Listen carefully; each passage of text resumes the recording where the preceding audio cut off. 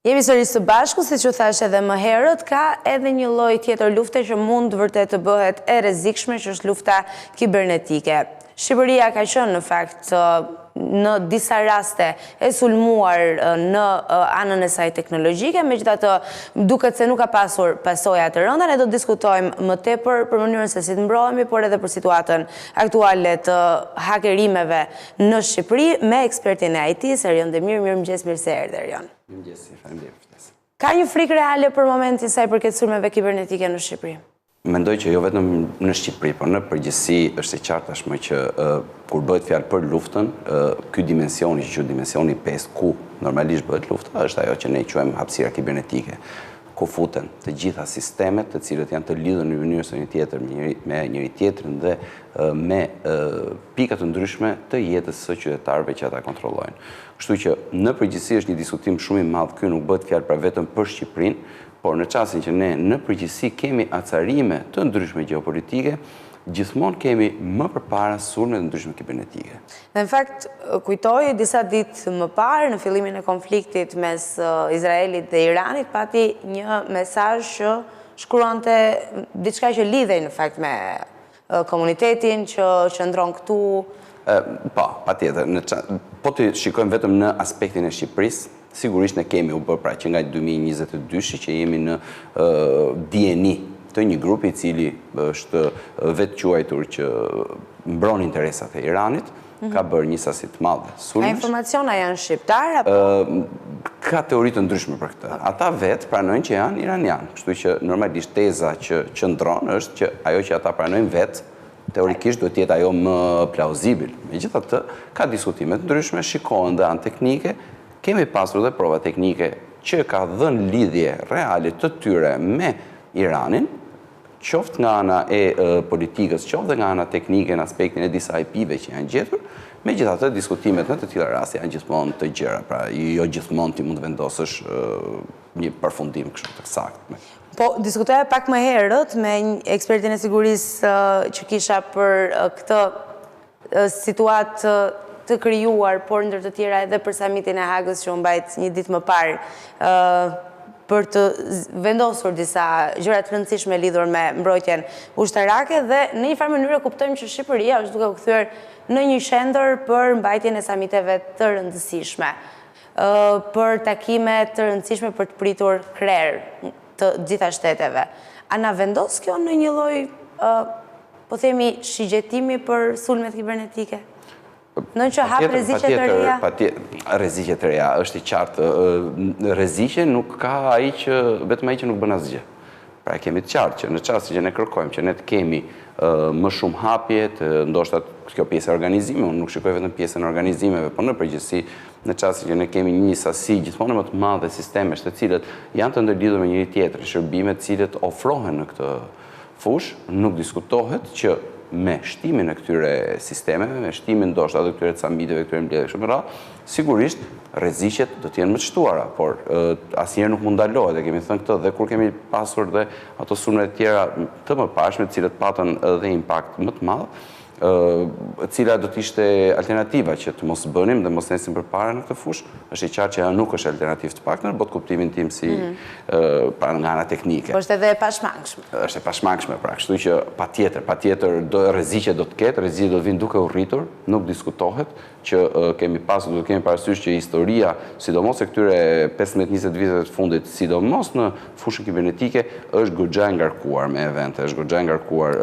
për të dalë pak, sepse përsëri po e lidhe me këtë pjesën e acaruar midis Izraelit dhe Iranit, por në përgjithësi me pjesën tjetër perëndimore të botës me Iranin, se nuk është thjesht Izraeli. Do kemi parasysh që Irani ka qenë prej një sulmi kibernetik që ka zgjatur diku tek 10 deri 15 vite, që ata e kanë marrë vesh shumë mbrapa. Pra, është e qartë që tashmë ne nuk mund ta ndajmë më asnjë lloj konflikti me hapësirën kibernetike. Pra, ato do të jenë gjithmonë bashkë, gjithmonë pritet, personat që merren dhe që janë në vijën e parë të kësaj fushë e dinë që bile zakonisht kanë filluar të shikojnë që me të pasur një shtim të sulmeve kibernetike, të kuptojnë që diçka do të fillojë të ndodhë në gjeopolitikë. Pra, janë të lidhura me një tjetër. Pra, është një lloj sinjali që jepet lidhur me gjëra që pastaj shtrihen në fushën gjeopolitike.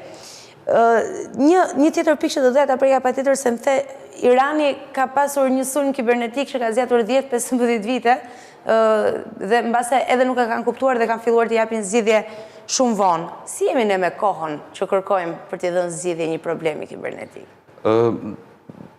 Duhet parë, sepse këtu kemi pasur disa problematika. E para njerë duhet parë se kush na sulmon dhe çfarë sistemi kemi ne që na sulmon.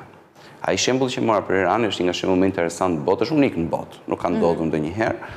Vazhdon të studiohet, sa herë që bëhet fjalë për të studiuar diçka i merret si shembull është ato maketet që studiohen. Ne mund të them që nga 2022 të paktën, unë vërej që jo vetëm duke u bërë punë terren, por edhe me mënyrat e ndryshme pra dhe me mediat, faktikisht dhe me mediat.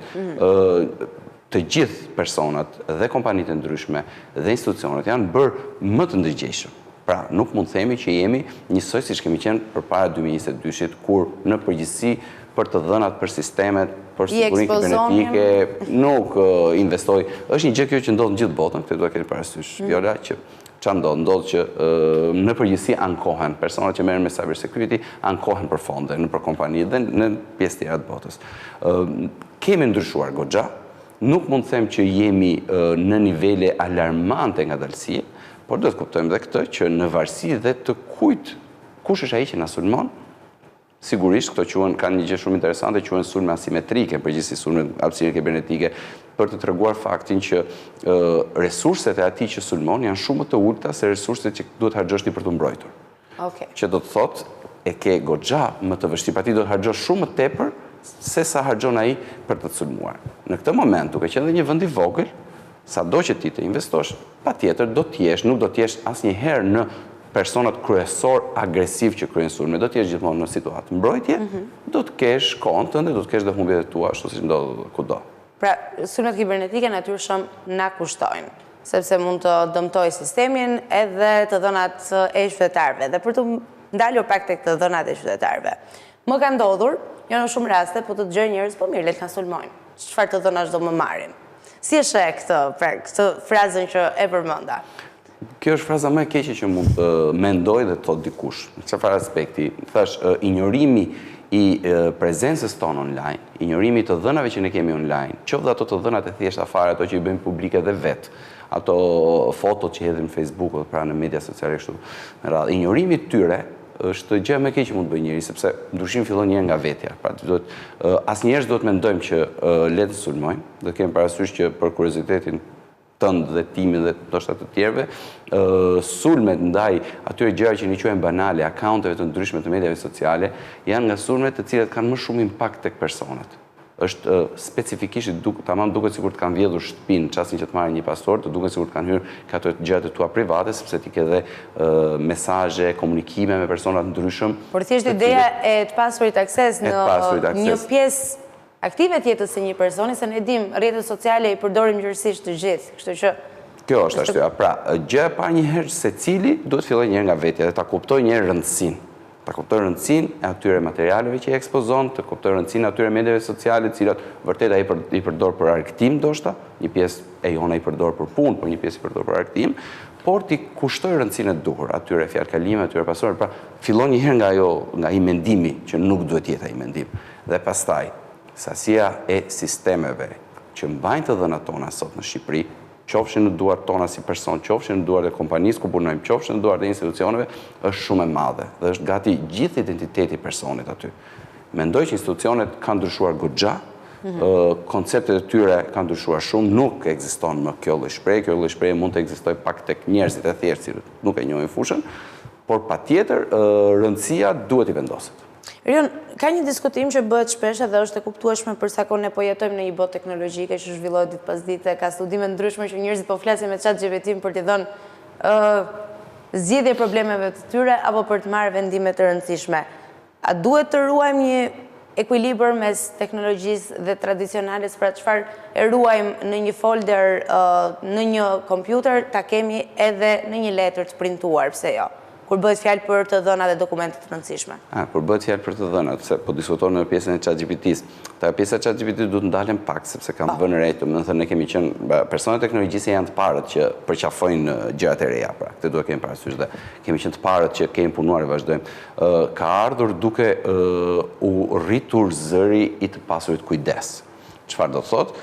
Të ngadalsojmë këtë hedhjen me të dyja këmbët tek këto teknologjitë e reja. Edhe CEO i OpenAI ishte habitur në mënyrën se si njerëzit i besonin. Si besonin, mund të tregoj me screenshot edhe për shaka disa gabime shumë rrënjësore të ChatGPT-s ose gabime brenda të njëjtës fjalie, dy gjëra krejt të ndryshme nga njëra tjetra, pra totalisht të kundërta nga njëra tjetra, përgjigje që ndoshta njerëzit me logjik i kuptojnë që janë gabim, por që personat cilët i besojnë verbërisht të këtyre teknologjive, ndoshta i përdorin dhe gabojnë. Kështu që kjo Është pjesë edhe kjo një mundësi për të hakeruar të dhënat, pra përdorimi i ChatGPT-s, apo nuk kemi një konkluzion? Aty nuk është se kemi një pjesë që mund të na hakerojnë diçka, pra mund të na sulmojnë diçka, por do të kemi parasysh që ne mund të bëhemi pre e asaj që ne në thonjze e themi orientimi i mendimit ose manipulimi i mendimit. Çfarë do thonë? Nëse ne fillojmë të i besojmë tërësisht një teknologjie, mund të bijem pre e sulmeve që bazohen pasaj të këto tilla informacione cilat janë manipuluara.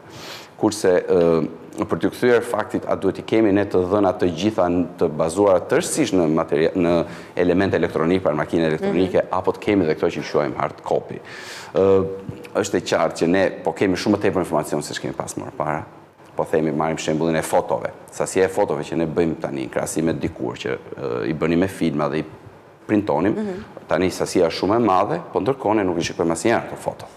Kështu që gjithmonë nuk mund të themi asnjëherë që njëra është tërësisht e saktë dhe tjetra është tërësisht e gabuar. Patjetër, në varësi të rëndësisë që ne vendosim informacionit, patjetër ne duhet i ruajmë në mos në këtë që quhet hard copy, pra të printuara informacione dhe kështu me radhë, në 2 ose 3 kopje në format që ne quajmë backup. Këtu pastaj në varësi të personit dhe kompanive ka strategji të ndryshme. Por janë element të cilat duhet i marrim parasysh dhe të ndërtojmë një sistem të tillë në mënyrë që në të nesërmen thjesht të jemi aty dhe mos të zhduket të Patjetër, kompanitë kanë shumë të rëndësishme dhe kompanitë punojnë shumë në këtë fushë. Cilat janë aktualisht zonat më të nxehta të sulmeve kibernetike? Në një pyetje të fundit tërësisht për kuriozitet. Në çfarë specifikisht zonat? Zonat më të nxehta pra ku po sulmohet më shumë në aspektin gjeopolitik në botë. Po, në botë. Në botë. Sulme ka kudo. Nuk është se kemi një pikë e cila është më e nxehtë. Është e qartë që në çastin që rritet shumë rëndësia, rritet shumë dhe impakti, në çastin që ne kemi zhvillime të mëdha gjeopolitike. Për shembull, kemi pasur një sulm i cili akoma nuk është pranuar, në përgjithësi thuhet që është bërë ndaj asaj që quhet Iron Dome e Izraelit nga forcat e Iranit. Akoma nuk kemi informacion sepse ka qenë shumë e shpejtë, por ka qenë një sulm goxha i fuqishëm nëse ka qenë ashtu siç pretendohet që ka qenë. Pra, patjetër me të pasur të tilla aspekte, konflikti tjetër midis Ukrainës dhe Rusisë, patjetër që aty dhe shtetet e ndryshme ose organizatat e ndryshme që dalin në mbrojtje të njërës palë ose tjetrës, patjetër shoqërohen me sulme në hapësirë kibernetike. Për ta mbyllur pak me batut, mbase edhe jo batut, nëse a do doje si ekspert IT-je në këtë rast edhe si profesionist i fushës që edhe Shqipëria të gjendej përballë një situate si ai sulmi i Iranit më herët? Jo, shpresoj që jo, ka qenë shumë i sofistikuar, ka sjell humbje tepër të mëdha, nuk mendoj që ne do ta mbanim dot nëse do ta. Nuk është ajo dëshira e sfidës personale. Jo, janë gjëra goxha të rënda, goxha të mëdha. Erion, falenderoj shumë për bisedën edhe të uroj një ditë sa më të mbar në vijim.